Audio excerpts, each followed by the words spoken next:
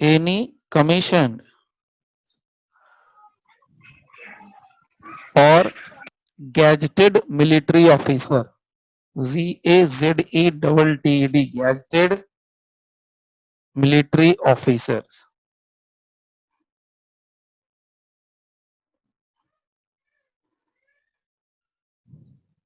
तो लिखने में बहुत अच्छे से समझ जाएंगे। अब ये क्या बोला, मे, यहां पर क्या मैं दास्ते कह दे रहा हूं, मे। एग्जाम में ऐसा नहीं लिखना है, ये सिर्फ आपको समझने के लिए, नोट्स में याद रखने के लिए बता रहा हूं।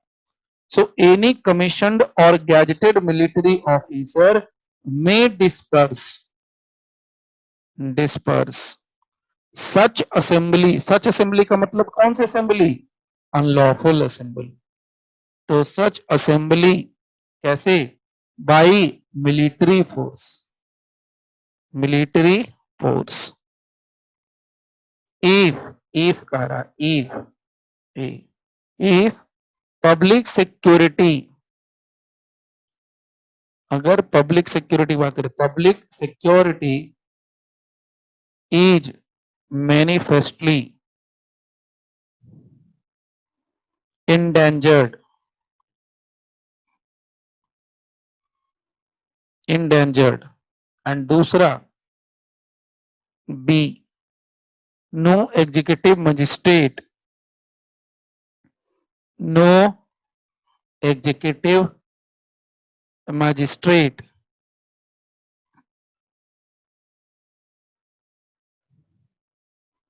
Can communicated with, can communicated. तो बहुत सिंपल तरीके से है, फर्क समझते चलना। 129, 130, 131। तो वहां पर ट्रूप्स शब्द का इस्तेमाल हुआ। ट्रूप्स, अपने यहाँ ये समझना है ना, सीआरपीसी को पढ़ने के लिए थोड़ा बहुत आपको जो इंडिया का डिफेंस सिस्टम है उसको भी सीखना पड़ना चाहिए। कभी टाइम मिले तो टाइम निकाल के गूगल पे सर्च करना, विकिपीडिया पे सर्च करना, वहां डिटेल से दिया हुआ रहता है, थोड़ा सा, ज्यादा नहीं पढ़ना। तो अपने यहाँ ट्रूप्स का भी इस्तेमाल होता है, मिलिट्री का भी इस्तेमाल होता है। तो कब किस हालत में इस्तेमाल करते हैं वो चीज समझनी होती है। वो मैटर के ग्रीवियस होने पर कि भैया मामला कितना गंभीर है उस हिसाब से यहाँ पर इस्तेमाल होगा। तो मिलिट्री बुलानी पड़ रही, इसका मतलब भाई बहुत ज्यादा हालत खराब हो चुकी है। इस बात को समझ लेना, मिलिट्री आ रही है इसका मतलब बहुत ज्यादा सिस्टम खराब हो चुका है। पुलिस से नहीं संभलने वाला। पुलिस क्या है? पुलिस कुछ नहीं। पुलिस को आप ठंडे दिमाग से सोचेंगे, पढ़ेंगे, कॉन्स्टिट्यूशन वगैरह पढ़ा होगा, समझा होगा, तो समझ लेना भैया इंडिया के अंदर क्वाजी फेडरल स्ट्रक्चर है। यानी सेंट्रल गवर्नमेंट का अपना पावर है, स्टेट गवर्नमेंट का भी अपना पावर। सेंट्रल गवर्नमेंट को भी कॉन्स्टिट्यूशन कहता है तुम तुम्हारा पुलिस रखो, स्टेट गवर्नमेंट को भी कहता है कि तुम तुम्हारा फोर्स रखो। तो स्टेट गवर्नमेंट भी अपना फोर्स रखता है, उसी को पुलिस फोर्स कहते हैं। स्टेट के अंदर भी तो लेजिस्लेचर होता है, स्टेट के अंदर भी तो एग्जीक्यूटिव होता है, स्टेट के अंदर भी तो जुडिशियरी होता है। तो ध्यान से सोचो, समझो, आप जिस किसी भी स्टेट में रहते हो, आपके यहाँ लेजिस्लेचर है, आपके यहाँ एग्जीक्यूटिव है, आपके यहाँ जुडिशियरी है। लेजिस्लेचर में विधानसभा हो गया, एग्जीक्यूटिव में IAS, IPS departments, home department, ये सब क्या है? ये सभी क्या है? एग्जीक्यूटिव है। जितने डिपार्टमेंट और जितने मिनिस्टर्स हैं, तो मिनिस्टर लेजिस्लेचर में आते हैं। उसके नीचे वाले जो सब उसके हैं एग्जीक्यूटर है, एग्जीक्यूटिव जिसको बोलते हैं। और जुडिशरी तो है ही आपके यहाँ, आपके स्टेट का सर्वोपरि हाई कोर्ट, तो वो तो है ही अपना। तो वो तीनों सिस्टम दोनों के पास है। तो पुलिस फोर्स जो है किसी राज्य के लिए उस राज्य के बजट के हिसाब से होता है। जैसा राज्य होता है, जितना राज्य का खजाना होता है, उसी के हिसाब से सरकार, राज्य सरकार वैकेंसी निकालती है, उसी के हिसाब से काम कराती है। सरकार थोड़ी चाहती है कि पूरा का पूरा पैसा जो कि पुलिस फोर्स के ऊपर खर्च हो जाए। नो, उसको इतना नहीं है। वो पैसा बचेगा तभी तो खजाने से अपना पॉकेट भरेंगे, अपना काम करेंगे, बाकी रोड वोड ये वो सारी चीजें करेंगे, दिखाएंगे कि हाँ भाई हमने ये करा वो करा, दिस दैट। हर चीज को नहीं कर सकते वो, उनको हर चीज लेके चलना है। उनको अपने स्टेट के अंदर उनको रक्षा भी देखनी है, मतलब डिफेंस वाला सिस्टम भी, यानी सिक्योरिटी भी देखनी है, लॉ एंड ऑर्डर भी देखना है, जॉब्स भी देखनी है, बेरोजगारी भी देखनी है, हर एक मामला देखना है, एवरीथिंग, हर एक चीज, छोटी से छोटी, बड़ी से बड़ी। तो किस चीजों में देख लेते हैं, किसी चीज में नहीं देख लेते हैं। ठीक है। तो थर्ड पॉइंट में बस इतना याद रखना है कि कोई भी कमीशन्ड या गैजेटेड मिलिट्री ऑफिसर भी डिस्पर्स करने का पावर रखता है उस असेंबली को बाई मिलिट्री फोर्स। लेकिन कब, किस हालत में? कहता है A, public security is manifestly endangered, public security बहुत लार्ज स्केल पर खतरे में पहुंच चुकी है, और दूसरा कि कोई एग्जीक्यूटिव मजिस्ट्रेट कम्युनिकेट नहीं हो पा रहा है तब, यानी नहीं होगा तब, नहीं तो एग्जीक्यूटिव मजिस्ट्रेट तो बना ही है यही काम करने के। Now the fourth one, the last point, देखिए अब यहां पर आता है सैंक्शन। किसका सैंक्शन? गवर्नमेंट का। तो सैंक्शन ऑफ द सेंट्रल और state government, sanction of the central और state government is necessary for prosecution against the person, against the person, against the person मतलब एनी पर्सन है, मैं एनी ही लिख देता हूं, आप लोग को डाउट ना हो थोड़ा सा।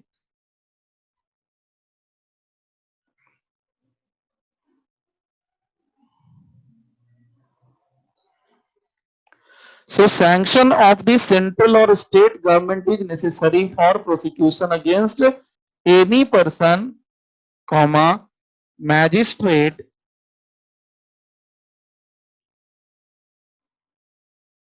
or officer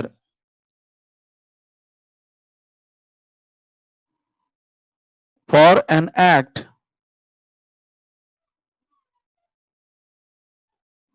done under this chapter, under this chapter. Chapter का मतलब समझ गए? कौन सा चैप्टर? चैप्टर 10, इन गुड फेथ।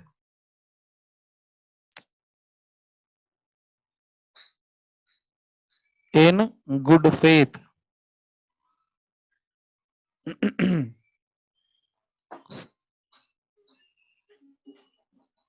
नाउ मतलब बड़ा सीधा है, इसमें देखिए 3 लोगों का जिक्र किया गया मोटे तौर पे, समझना कहां पर मैं बोल रहा हूं। पहला जिक्र करते हैं for prosecution against any person, दूसरा मजिस्ट्रेट, तीसरा ऑफिसर। तो 1, 2 और 3। अगर ये डिस्पर्स करते समय कोई आदेश दिया होगा, मान लीजिए कोई आदेश दे दिया मजिस्ट्रेट ने, भाई गोली चलाओ, लाठी चार्ज करो, टीयर गैस छोड़ो, भगदड़ मच गई, उसमें से अगर मान लो 10,000 की भीड़ होगी, उसमें से 1,000 लोग मर गए, 500 लोग मर गए, who will be responsible? Who will take the responsibility? क्यों बचते हैं ये लोग जो इस तरह के ऑर्डर्स दे सकते हैं या देते हैं? आपको याद रखना चाहिए कि ये पावर उनके पास है कि वो हजारों की जान भी ले सकते हैं। एक मैं बार बार कहता हूं आप लोगों को समझने के लिए, इसका धर्म वंश से कुछ लेना नहीं है, लेकिन रामायण में ऐसा कहा है कि जो सामर्थ्यवान है उसको किसी चीज का दिक्कत नहीं होता, यानी उसमें कोई दोष नहीं लगता। तो दोष नहीं लगता, उसके पास पावर है इसलिए वो दोषी नहीं।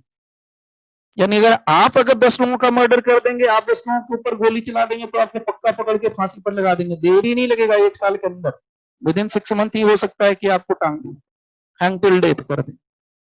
लेकिन अगर एक डीएम के आदेश से लाठीचार्ज हो गई, एक डीएम के आदेश से फायरिंग हो गई और उसमें 50 लोग, 100 लोग, 60 लोग, 10-100 लोग मर गए, तो उसमें डीएम को कुछ नहीं होने जा रहा है। क्यों? क्योंकि डीएम पर प्रोसिक्यूशन करने के लिए, डीएम को आरोपी बनाने के लिए भी सेंट्रल गवर्नमेंट या स्टेट गवर्नमेंट का परमिशन लेना जरूरी है।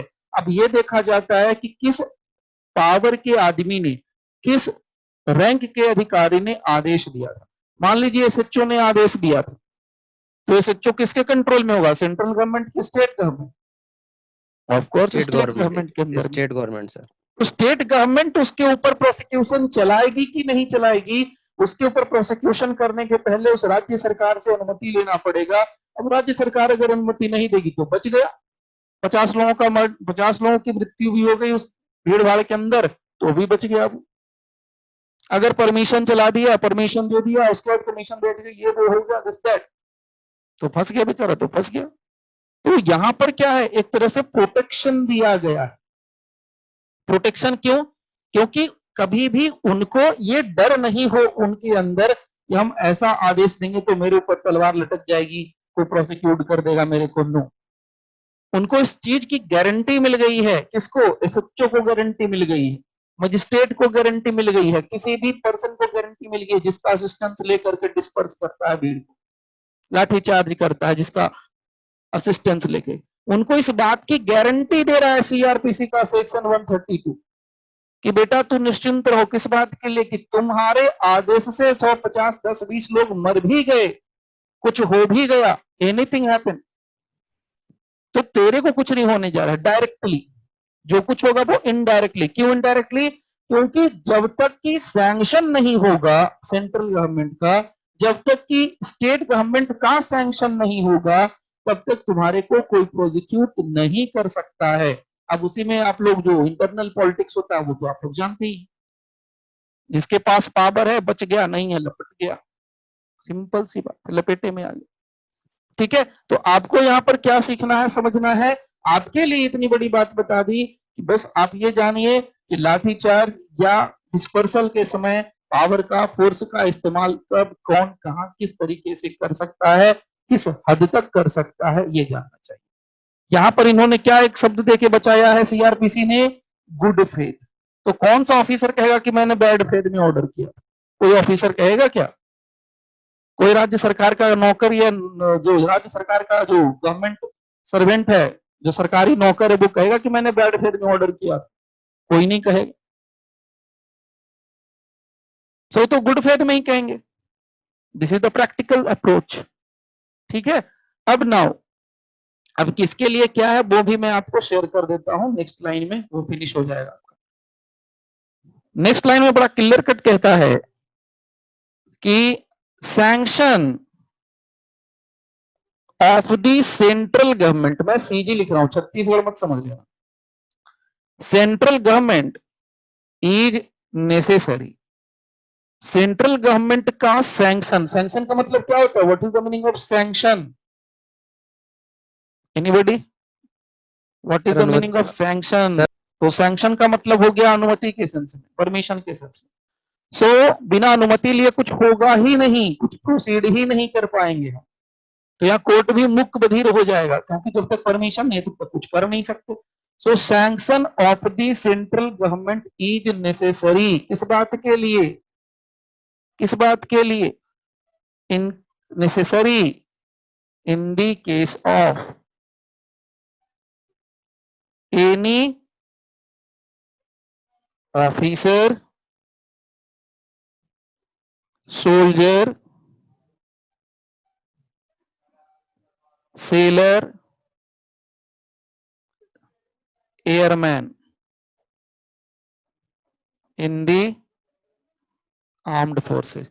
अगर आर्मी का इस्तेमाल हुआ और उसमें ये लोग आ गए लपेटे में, तो बिना केंद्र सरकार के परमिशन लिए हुए कोई कुछ नहीं कर सकता।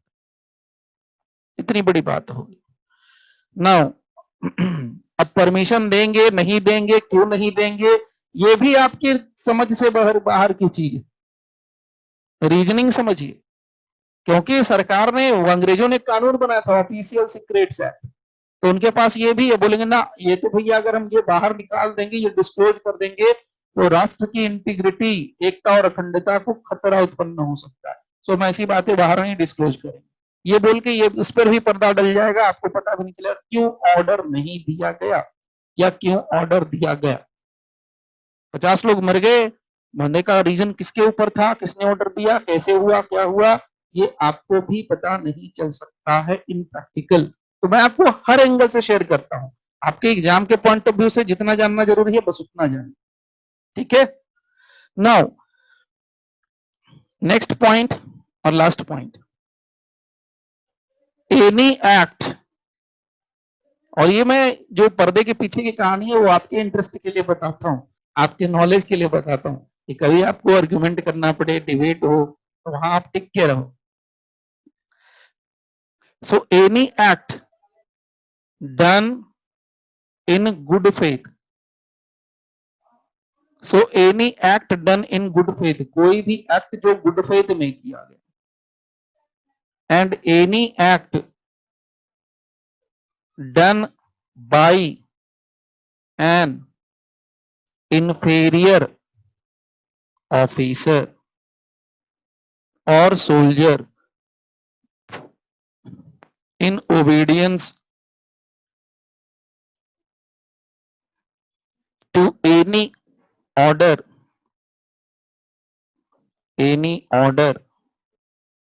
is, क्या लिखा है इन्होंने, नॉट एन ऑफेंस।